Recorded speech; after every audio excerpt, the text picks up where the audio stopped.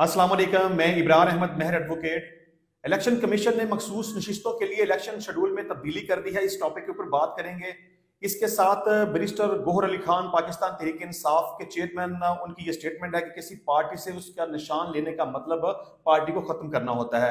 और इसके साथ साथ इलेक्शन कमीशन ऑफ पाकिस्तान ने ये डिसाइड किया है कि वो पेशावर हाई कोर्ट के फैसले के खिलाफ इंट्रा कोर्ट अपील में जाएंगे, यानी कि पेशावर हाई कोर्ट के पास ही अपील दायर करेंगे। इसके साथ साथ army chief general Asim Munir ने नेशनल फार्म्स कन्वेंशन से खिताब करते हुए ये कहा कि 60 की दहाई में पाकिस्तान एशिया का तेजी से तरक्की करने वाला मुल्क था। इसको डिस्कस करेंगे। इसके साथ चंद एक छोटी छोटी खबरों को मुख्तसर सा डिस्कस कर लेते हैं। एक तो ये कि शौकत खानम अस्पताल के लिए फंड रेजिंग का NOC मंसूख कर दिया गया है। ये इवेंट इस्लामाबाद में हो रहा था, जिसका इजाजतनामा इस्लामाबाद इंतजामिया ने मंसूख किया।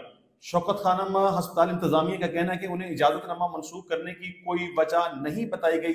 ये अस्पताल के लिए कराची में फंड रेजिंग करनी थी, लेकिन जिसका इजाजतनामा मंसूख कर दिया गया। लेकिन अस्पताल की इंतजामिया के मुताबिक ये इजाजतनामा मंसूख करने की क्या वजह थी, इसके बारे में उनको नहीं बताया गया। अच्छा जी, इसके अलावा डिप्टी कमिश्नर लाहौर ने सनम जवेद की नजरबंदी का नोटिफिकेशन वापस ले लिया है। इस हवाले से मैं आज ही सुबह मैंने अपने व्लॉग में ये कहा था कि इस्लामाबाद हाई कोर्ट ने ये फैसला दिया है कि डिप्टी कमिश्नर के पास ऐसा कोई इख्तियार मौजूद नहीं है कि वो किसी की नजरबंदी का ऑर्डर जारी करे। यानी कि 3 MPO के तहत जो DC के पास ये समझा जाता था कि इख्तियार मौजूद है कि वो किसी भी शख्स को नजरबंद कर सकता है, ये समझते हुए कि शायद कोई भी बंदा जो है वो नक्शे अमन करेगा, प्रॉब्लम पैदा करेगा, तो सिर्फ 3 MPO यानी कि मेंटेनेंस ऑफ पब्लिक ऑर्डर के सेक्शन 3 के मुताबिक उसको नजरबंद कर दिया जाता था। लेकिन इस्लामाबाद हाई कोर्ट के फैसले के बाद ये बात अब क्लियर हो गई कि अब किसी भी शख्स को 3 MPO के तहत DC नजरबंद नहीं कर सकता। और डिप्टी कमिश्नर लाहौर ने भी अपना नोटिफिकेशन सनम जवेद की नजरबंदी के खिलाफ जो था वो वापस ले लिया है और उम्मीद है कि सनम जवेद को आज रिहा कर दिया जाएगा। अच्छा जी, इसके अलावा सनम जवेद के बारे में एक दूसरी खबर ये भी है कि उसके NA 120 से कागजात नामजदगी मंजूर हो चुके हैं। NA 120 में मरियम नवाज भी उसके खिलाफ कैंडिडेट हैं। अब सनम जवेद और मरियम नवाज का आपस में टाकरा होगा बड़ा जबरदस्त किस्म का।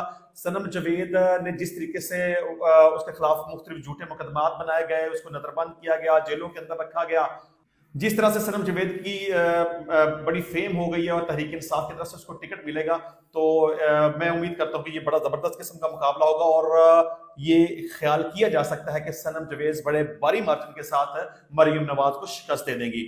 अच्छा, इसके अलावा जी director general passports Pakistan Mustafa Jamal Kazi ने कहा है कि साल 2023 में अब तक 65 लाख पासपोर्ट जारी किए जा चुके हैं।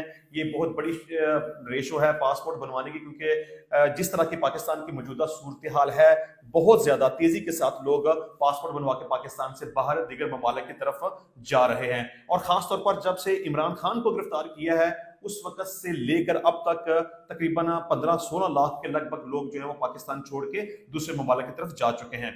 अच्छा जी, आते हैं अपने असल टॉपिक्स की तरफ। एक तो ये कि इलेक्शन कमीशन ने मखसूस नशिस्तों के लिए इलेक्शन शेड्यूल में तब्दीली कर दी है। उसकी डिटेल इस तरह से है कि इलेक्शन कमीशन ऑफ पाकिस्तान की जनब से कौमी और सूबाई असम्बलियों में खवातीन और अकलियतों की मखसूस नशिस्तों के लिए इलेक्शन प्रोग्राम में तब्दीली की गई है। इलेक्शन कमीशन के मुताबिक 8 फरवरी 2024 को होने वाले आम इंतखाबात के लिए मखसूस नशिस्तों के लिए कागजात नामजदगी की जांच पड़ताल 13 जनवरी तक की जाएगी और रिटर्निंग अफसरान के फैसलों के खिलाफ अपील 16 जनवरी तक दायर की जा सकेगी। तर्जमान इलेक्शन कमीशन की जनब से कहा गया है कि एपलेट ट्रिब्यूनल 19 जनवरी तक अपीलें निपटाएंगे। मखसूस नशिस्तों के लिए उम्मीदवारों की हतमी फहरिस्त 23 जनवरी को अवेजा की जाएगी।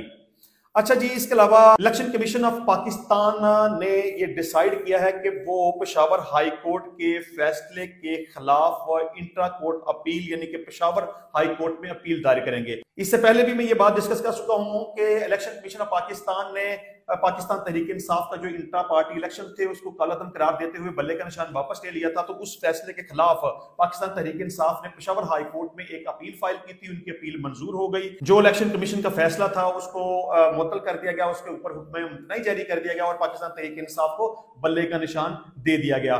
और अब उस पेशावर हाई कोर्ट के फैसले के खिलाफ इलेक्शन कमीशन ऑफ पाकिस्तान ने ये डिसाइड किया है कि वो पेशावर हाई कोर्ट में इंट्रा कोर्ट अपील में जाएंगे और जो फैसला पहले हो चुका है उसको खत्म करवाएंगे, कल अदम करवाएंगे, और जो इंट्रा पार्टी इलेक्शन कल अदम करार दिए गए थे उसका स्टेटस जो है वो दोबारा से रेस्टोर करवाना चाहती है इलेक्शन कमीशन ऑफ पाकिस्तान। मैं पहले भी अपने वीलॉग के अंदर ये बता चुका हूं कि ये मार्केट में बात चल रही है कि हो सकता है कि जब इलेक्शन करीब आए उस वक्त पेशावर हाई कोर्ट से ये फैसला या सुप्रीम कोर्ट से ये फैसला आए, इलेक्शन कमीशन की फेवर में ये फैसला दिया जाएगा और बल्ले का निशान जो है वापस कर दिया जाएगा और तहरीक इंसाफ की तरफ से जितने भी कैंडिडेट्स होंगे वो आजाद हैसियत से इलेक्शन लड़ेंगे।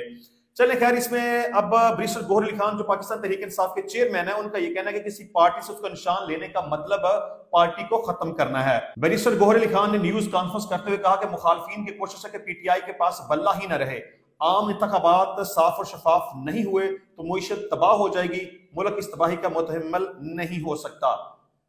चेयरमैन तहरीक इंसाफ ने कहा कि सुप्रीम कोर्ट और हाई कोर्ट पर भी हमलावर हैं, इलेक्शन कमीशन को भी यरगमाल करके बैठे हैं। जिस तरह हमने शफाफ इलेक्शन कराए किसी ने नहीं कराए।